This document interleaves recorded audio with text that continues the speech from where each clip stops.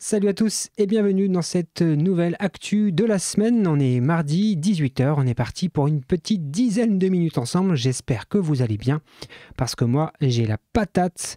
Et bien voilà, avant de commencer, comme d'habitude, vous le savez, c'est le jeu sur YouTube. Les likes, les abonnements, les commentaires, n'hésitez pas, faites-vous plaisir. Parce que ça me fait plaisir. Et puis c'est comme ça que fonctionne l'algorithme de YouTube. Allez, je me mets en grand. Comme ça, on attaque directement dans le vif du sujet parce que j'ai quelques articles à vous parler aujourd'hui. Et restez bien jusqu'à la fin de la vidéo parce que je vais vous donner quelques indices sur ce qui va, à partir de samedi, nous occuper pendant un certain temps. J'ai un petit projet en tête et je serais très curieux que vous me donniez votre avis. Mais ça sera à la fin de la vidéo. Donc restez bien jusqu'au bout. J'aurai besoin de vous dans les commentaires. Premier article que je voulais partager avec vous, un article de Frandroid qui parle, attention, votre version de Windows 10 est peut-être abandonnée par Microsoft.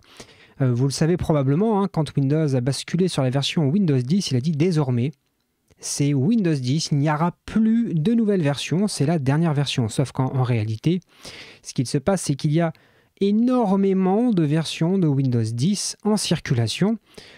Finalement, on pourrait presque les considérer comme une version complète à part entière qui changeait de nom auparavant, mais maintenant ça s'appelle toujours Windows 10. Mais il y a plein de sous-versions, entre guillemets, dont un certain nombre qui arrivent à la date limite, on va dire, de maintenance et de libération de mise à jour par Microsoft, donc prudence.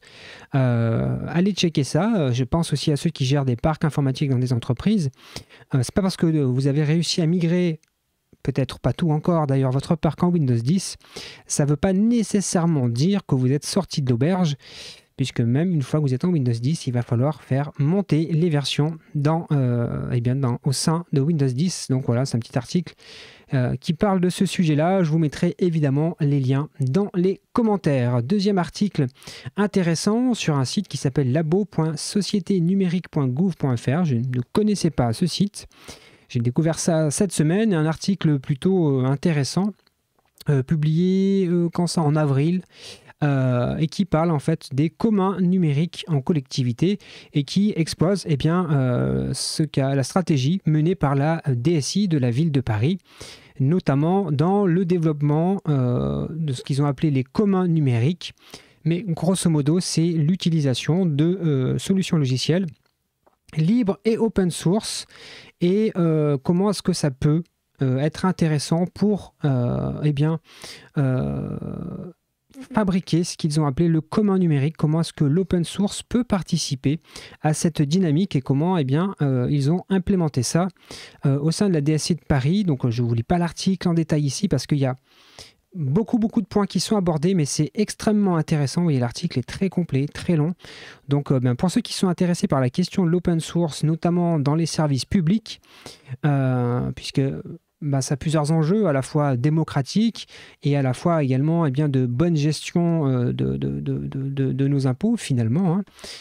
Cette question-là des communs numériques et de l'utilisation de l'open source, et je pense particulièrement dans les services publics, est vraiment un sujet qui, à mon avis, peut-être très important pour les années à venir. Donc si c'est un sujet qui vous intéresse, je vous invite particulièrement à aller lire cet article très complet, très fouillé. Le lien, comme d'habitude, il est dans la description de la vidéo. Un autre article de wheelofdev.com qu'on ne présente plus. J'imagine que vous connaissez le site, vous connaissez les vidéos, les lives du mercredi qui font toujours plaisir, les podcasts, etc. etc. Et là, un article extrêmement intéressant écrit par Marcy Charolois sur la bienveillance qui pose un certain nombre de questions. Déjà, un premier point de l'article qui est de redéfinir la bienveillance, histoire que chacun parte du même concept de bienveillance important. Et puis ensuite, ça va décrypter un petit peu, être bienveillant ou pas, tel est le problème, qu'il est important aujourd'hui de redonner correctement du sens à ce mot-là, que ce ne soit pas simplement des concepts. Et puis, voilà, tout un article, je ne vais pas vous spoiler complètement l'article. Je vous invite à aller le lire, que je pense que c'est un article qui est salvateur. En tout cas, c'est un sujet, la bienveillance, qui me semble important, et j'aime à vous le dire régulièrement, mais par exemple dans les commentaires en dessous des vidéos. J'apprécie particulièrement que ceux et celles qui laissent des commentaires, et en tout cas je vous remercie parce que c'est souvent, et c'est même pratiquement tout le temps le cas, c'est toujours fait avec bienveillance et eh bien, je trouve que c'est hyper important. Donc je vous laisserai le lien comme d'habitude vers cet article dans les commentaires. Article suivant sur le site silicon.fr qui parle du projet Gaia X. Alors si vous ne connaissez pas le projet Gaia X, c'est un projet qui tente, en tout cas on va dire, d'être mené à l'échelle européenne sur la question de la mise en place d'infrastructures de données à l'échelle européenne avec une espèce de, de collaboration entre les pays européen et cet article eh bien, parle de cette question-là et notamment des data space qui ont, de ce que nous dit l'article, depuis peu un comité au niveau européen. Et donc, eh bien, voilà un article assez fouillé sur le sujet. Si ce projet GaiaX vous intéresse, si ces questions-là de cloud européen, finalement souverain, entre guillemets, à l'échelle européenne vous intéressent, je pense que cet article pourra venir vous donner quelques informations intéressantes. Et puis pour ceux qui ne connaissent pas le projet GaiaX, moi je ne suis pas non plus un expert, hein, mais voilà, c'est un sujet qui peut être assez intéressant. En tout cas, voilà, il faut garder un œil là-dessus. Est-ce que ça finira par aboutir à quelque chose ou pas à un moment donné? Je ne sais pas, l'enjeu est grand. Donc on verra bien si ça peut aboutir à quelque chose. En tout cas, article intéressant sur le sujet. Article suivant, messieurs, dames. Un article, alors c'est pas un article, mais c'est une CVE qui a été émis le 12 mai par Symfony. Pourquoi est-ce que je vous en parle? Simplement parce que sur la quasi-totalité de mes projets Symfony, je mets en place des pipelines d'intégration continue. Et cette semaine, eh bien, la quasi-totalité de mes projets ont littéralement, ma pipeline m'a crié dessus pour me dire attention, il y a une CVE qui a été émise par Symfony, il faut donc la corriger. Donc il y a déjà les éléments qui sont à notre disposition pour fixer le problème. Ce sont les modules, notamment le Symfony Security, Security Guard, Security Core et le Security HTTP Components qui étaient affectés par cette CVE. Donc je vous invite, si vous n'avez pas une pipeline qui vérifie ça, allez vous-même vérifier cela. D'ailleurs, pour information, la CLI de Symfony vous propose directement un petit outil qui permet d'aller checker les dépendances que vous utilisez et s'il y a des CVE qui ont été émises, donc des failles de sécurité. Donc je vous invite vivement à garder un œil là-dessus. Plus que jamais, il faut qu'on soit vigilant en termes de sécurité. Ça doit faire partie aussi de nos prérogatives. Allez, un article suivant sur le blog du modérateur.com.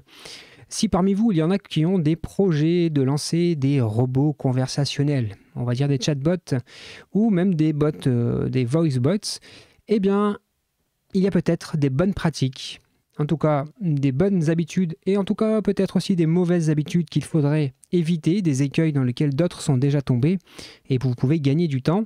Eh bien, tout simplement ici, il y a un livre blanc qui est mis à disposition et qui vous explique un petit peu, eh bien, les écueils dans lesquels vous ne devez pas tomber, les bonnes pratiques, ce que vous pouvez mettre en place, qu'est-ce qui va vous faire gagner beaucoup de temps et vous éviter de produire des erreurs. Donc voilà, si parmi vous, il y en a qui ont un projet de chatbot, eh bien, je vous invite vivement à aller consulter ce livre blanc qui va vous donner eh bien, pas mal de pistes.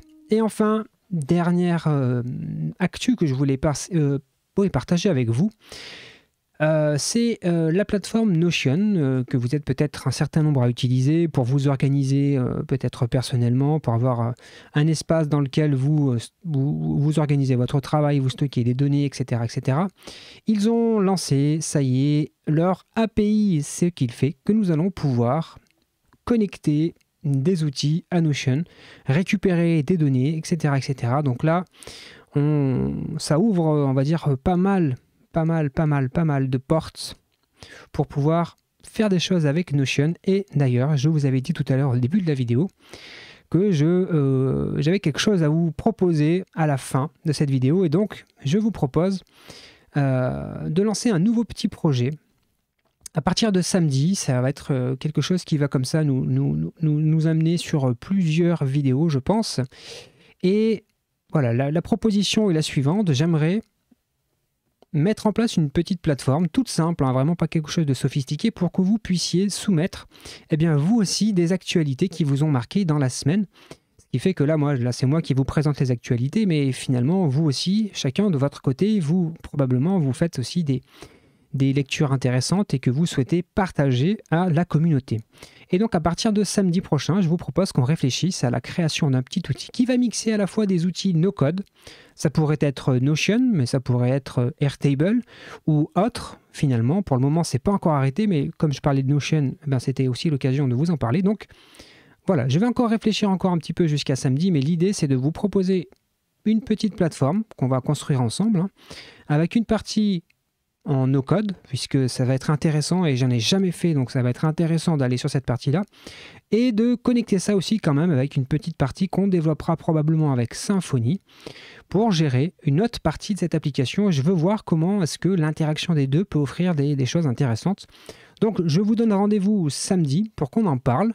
Je vous donnerai déjà les premières pistes que j'ai étudiées, en tout cas que j'ai en tête. Si ça vous évoque des choses, si vous avez des retours d'expérience, laissez-les dans les commentaires, vraiment.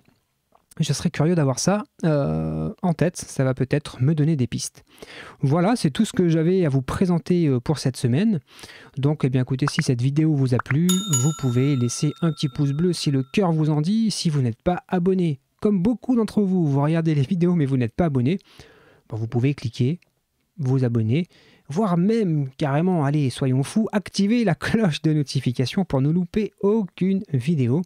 Et je vous attends dans les commentaires. Je ne peux pas forcément répondre à tout le monde, mais je lis absolument tous vos messages et ça fait super plaisir. Allez, la vidéo est bien trop longue pour une vidéo des actus de la semaine. Je vous donne rendez-vous samedi matin pour lancer ce nouveau projet. D'ici là, il aura un peu mûri dans ma tête et je vous souhaite à toutes et à tous une excellente semaine. Prenez soin de vous et de vos proches et à très bientôt. Salut!